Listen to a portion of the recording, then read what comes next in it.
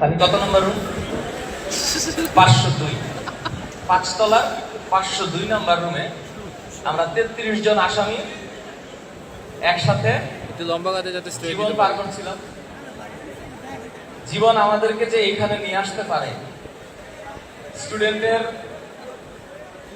অধিকার রক্ষার জন্য দেশের প্রশাসন কি অবস্থায় গেলে স্টুডেন্টদের বুকে গুলি করতে পারে, দেশের প্রশাসন বাধ্য হয়েছে কিনা আমি জানি না। এটা একটা সিস্টেম, যে সিস্টেমের কারণে এই দেশের ভবিষ্যতের উপরে এই দেশের প্রশাসন গুলি করতে পারে, সেই দৃশ্য আমরা দেখছি, আমাদের চোখের সামনে আমরা দেখছি। মিরপুর 10 আমার অফিস, এফডির অফিস। আমরা 14, 15, 16 তারিখে দেখছিলাম টিভিতে এই আন্দোলন নিয়ে কথা, এই মিছিল, এই মিটিং, এই ধরপাকড় চলতেছে। আমরা পড়াইতে পারতেছিলাম না ঠিক মতো। একদিন শুনলাম এটা এক্স্যাক্টলি হবে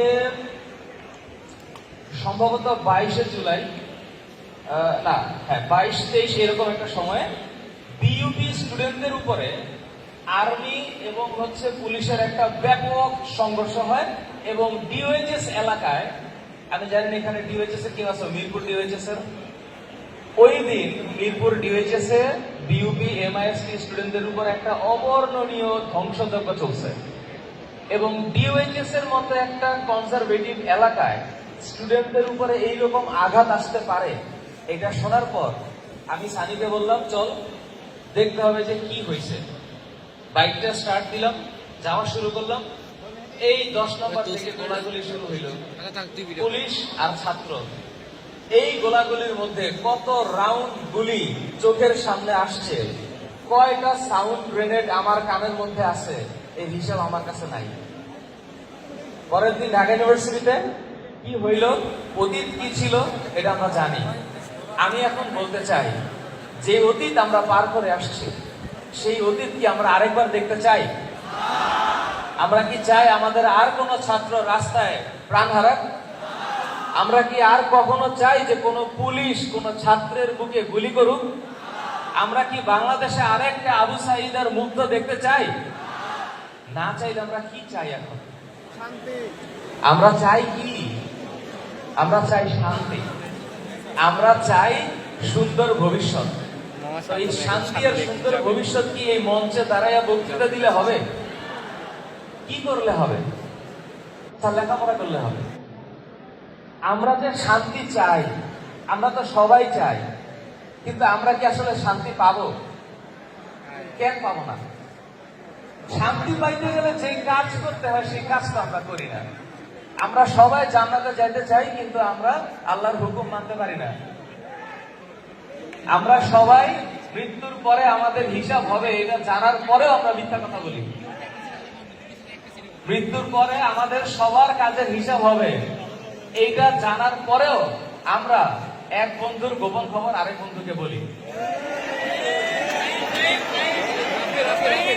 মৃত্যুর পরে আমার হিসাব হবে এটা জানার পরেও এমন কাজ আমরা করি যেই কাজ করলে আরেক বন্ধু, আরেক সহপাঠী, আরেক বড় ভাই, আরেক ছোট ভাইয়ের সম্মান আঘাত আসতে পারে, এই কাজ আমরা করি।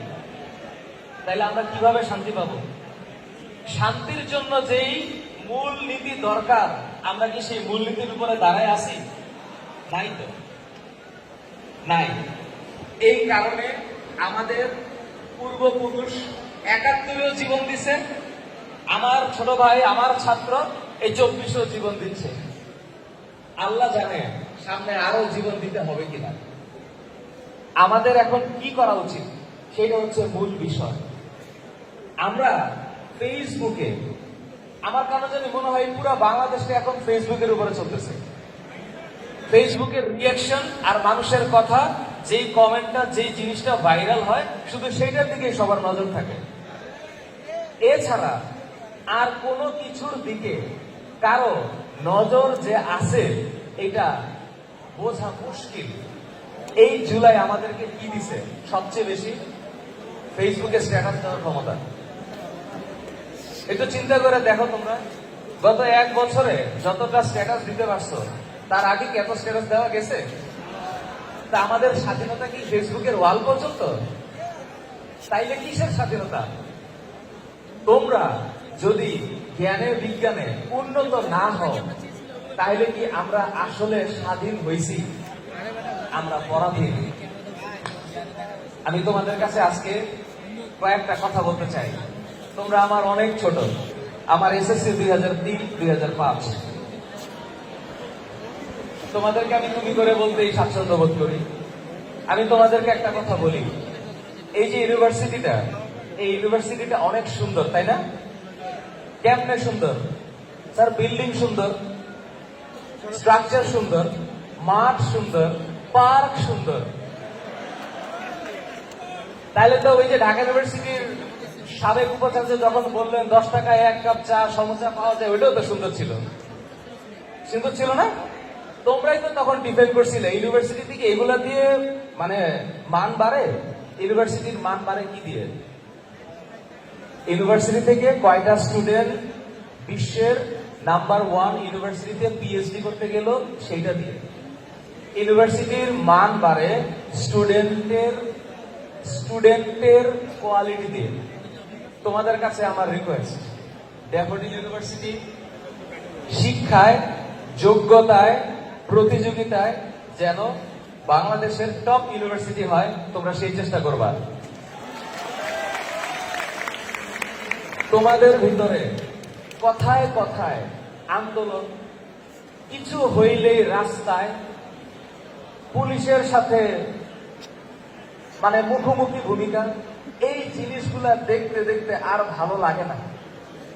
তোমরা এটা বলো, ফিনল্যান্ড, জাপান যারা উন্নত দেশ, তাদের স্টুডেন্টরা কি রাস্তায় দাঁড়ায় ব্লকেট করে?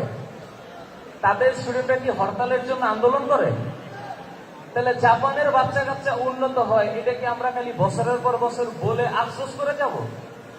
আমরা কবে জাপান হব? এক্স্যাক্টলি। শুধু কন্টেন্ট দিয়ে হবে? শুধুই কন্টেন্ট দিয়ে হবে না, সবাইকে সবার জায়গা দিয়ে কাজ করা লাগবে। একজন ভালো টিচার, সে ভালো টিচিং করবে। একজন ভালো ছাত্র ছাত্রী, সে তার শিক্ষা অনুরাগী অধ্যবসায় মেনটেন করবে। একজন ভালো মা তার মায়ের কাজটা করবে। একজন ভালো বাবা তার বাবার কাজটা করবে। একজন রিক্সা চালক, সে কখনো দুর্ব্যবহার করবে না তার ইসের সাথে। এই যে মাইলস্টোনে ঘটনা হইল না, রিক্সা ভাড়া বাইরে দিছে না? তাইলে আমরা তো জাতিগত ভাবে আমাদের জায়গাটা তো এখানে আছে। তোমাদের কাছে আমার রিকোয়েস্ট, আমি এখানে কোনো বিপ্লবী, কোন ধরনের সংগ্রামী ভাষণ দিতে আসি নাই। আমি এখানে আমার স্বপ্নের কথাটা বলতে আসছি। সেই স্বপ্নটা হচ্ছে, তোমরা যারা এখন ড্যাফোডিল ইউনিভার্সিটির রানিং স্টুডেন্ট এবং যারা অ্যালামনাই এবং ভবিষ্যতে যারা আসবে, তাদেরকে নিয়ে এমন একটা এনভায়রনমেন্ট বানাবা যেন বাংলাদেশের সবচেয়ে বেশি পরিমাণে কর্মী, সবচেয়ে ভালো যোগ্য স্টাফ বাংলাদেশের প্রত্যেকটা ডেভেলপমেন্ট অর্গানাইজেশনে ড্যাফোডিলের স্টুডেন্ট দিয়ে ভরা থাকে। এইটা হবে তোমাদের টার্গেট। বাংলাদেশের কোন ডেভেলপমেন্ট অর্গানাইজেশনে বাইরের দেশ থেকে যেন কোনো স্টাফকে আনতে না হয়। বাংলাদেশের কোন ডেভেলপমেন্ট প্রজেক্টে, কোন মেগা প্রজেক্টে বাইরে থেকে সায়েন্টিস্টকে ভাড়া করে যেন আনতে না হয়। আমরা আমাদের দেশের জন্য মেগা প্রজেক্ট, মেগা স্ট্রাকচার যেন আমরা নিজেদের বুদ্ধিমত্তায় করতে পারি, এই চাওয়াটা হবে আমাদের মূল চাওয়া। তোমরা এখানে দাঁড়া দাঁড়া আমাকে দেখতেছো, আমার কথা শুনতেছো, অথবা মোবাইলের স্ক্রিনের দিকে তাকায় আসো। তোমাদের কাছে আমার রিকোয়েস্ট, তোমরা একটু শান্ত হও, তোমাদের অন্তরকে একটু শান্ত করো। টিচার যারা আছেন আপনারা, আমি জানি না আমাদের ডেপুটি টিচারদের একটা প্রপার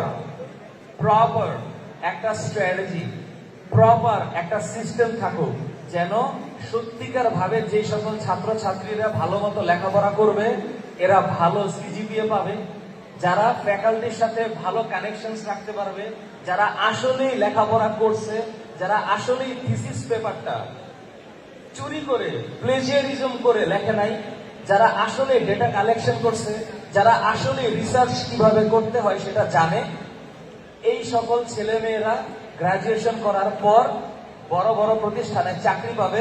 এইটা নিশ্চিত করতে হবে ড্যাফোডিলকে। বাংলাদেশের বড় বড় এন্টারপ্রেনার, বড় বড় ব্যবসায়ী যাদেরকে আমরা চিনি, তোমরা যেন সেই বড় বড় ব্যবসায়ী হও, আমি সেই দোয়া করি। তোমাদের ভিতরে একটা বিজনেস করার, তোমরা যারা চাকরি করবা ডেভেলপমেন্ট অর্গানাইজেশনে, সেইভাবে তোমরা স্কিল অ্যাকোয়ার করবা। আর যারা মনে করো ব্যবসা করবা, মানুষের কর্মসংস্থানের সুযোগ দিবা, তাইলে তোমরা সেইভাবে নিজেদেরকে তৈরি করো, ব্যবসা বোঝো। আর হাদিসে আছে, সৎ ব্যবসায়ী যে সততার সাথে ব্যবসা করে সে মৃত্যুর পরে সম্ভবত শহীদের কাতারে থাকবে। তো যদি সেইটাই হয়, তোমাদের ভিতর থেকে, এই ড্যাফোডিলের এই প্রাণগুলোর ভিতর থেকে যেন ভবিষ্যতে best entrepreneur, best staff, high qualified teachers, high qualified PhD holder, scientist যেন তৈরি হয়, এই কামনা করছি। Thank you very much.